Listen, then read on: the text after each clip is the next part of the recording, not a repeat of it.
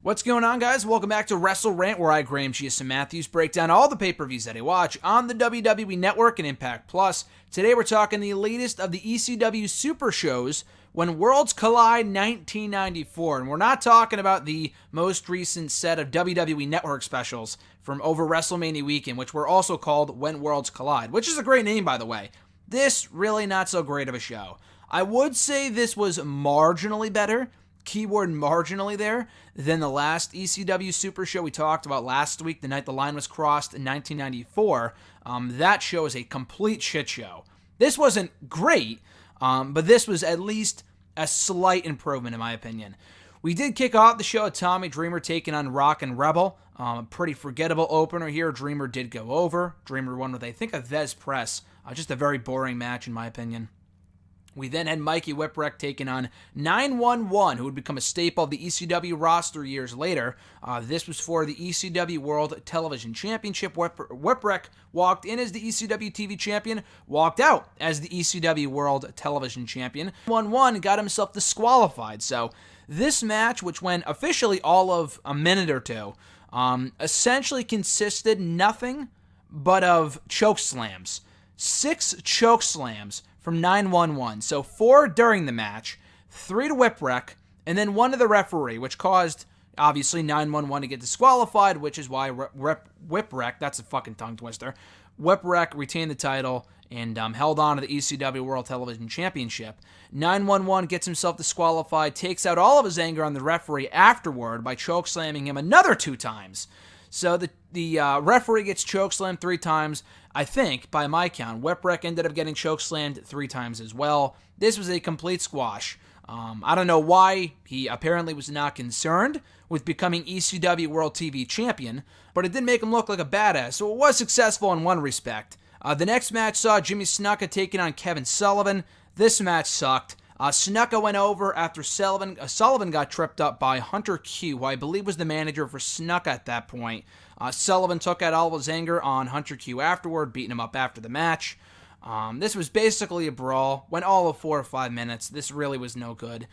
We had I don't know what the fuck ECW's obsession was with Singapore cane matches. We didn't have a Singapore cane match on the last show. We had a fucking double dog collar chain match, which was atrocious.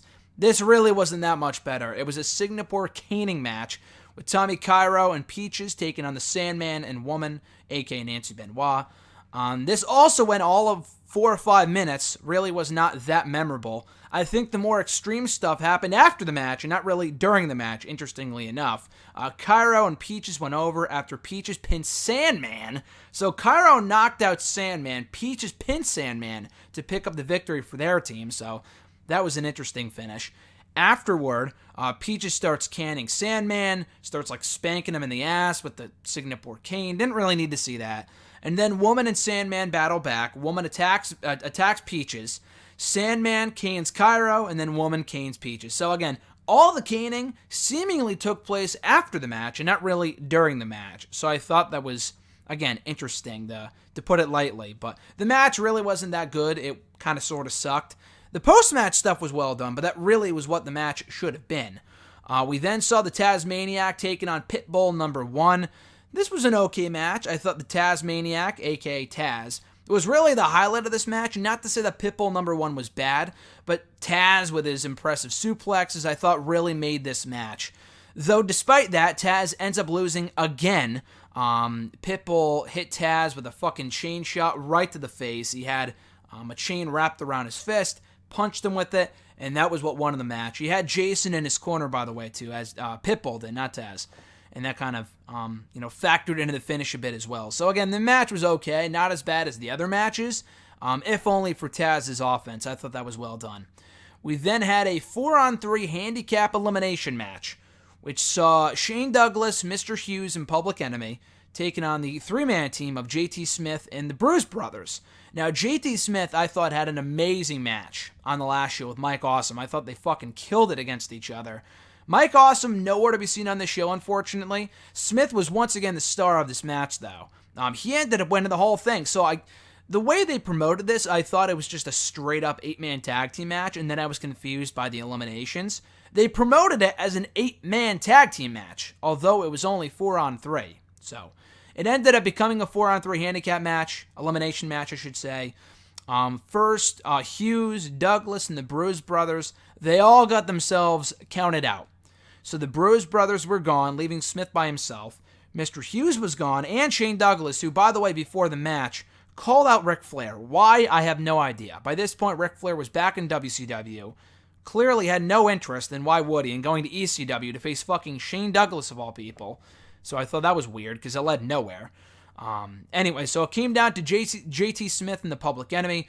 Smith beat one of them, and then he beat the other one, and he won the entire match, in which I think it went all of like 25 minutes. This was a really long match. Probably lasted a little longer than it should have, but aside from the weird countouts, I thought this was a well-done match on the whole.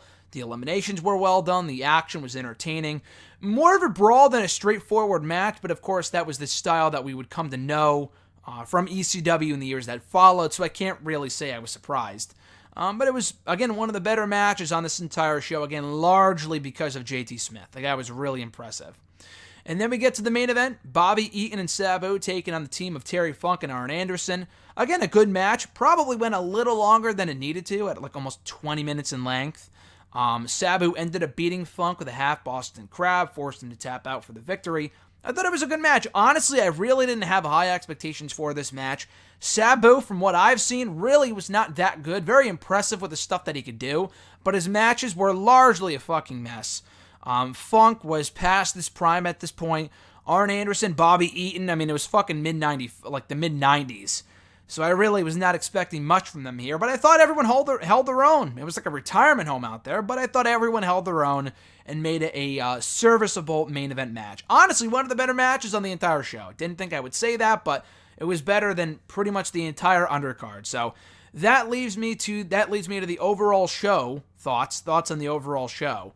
I thought it was an alright show, again, marginally better than the Night the Line Was Crossed 1994 show. I still would not recommend this show. It was only about an hour and 45 minutes, so it was on the shorter side, which I appreciated. But still, I mean, a lot of the undercard was complete trash, and like more trash than you would expect on the later ECW pay-per-views.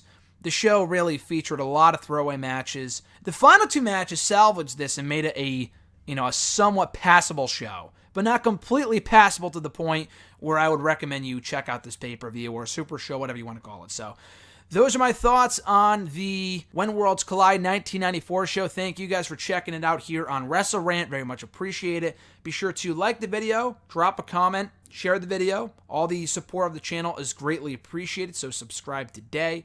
We'll be back with my next review of the next ECW Super Show, either on Friday or next Monday. Until then, guys, have a great rest of your week. I'm Graham G.S. Matthews, and I'll catch your ass down the road.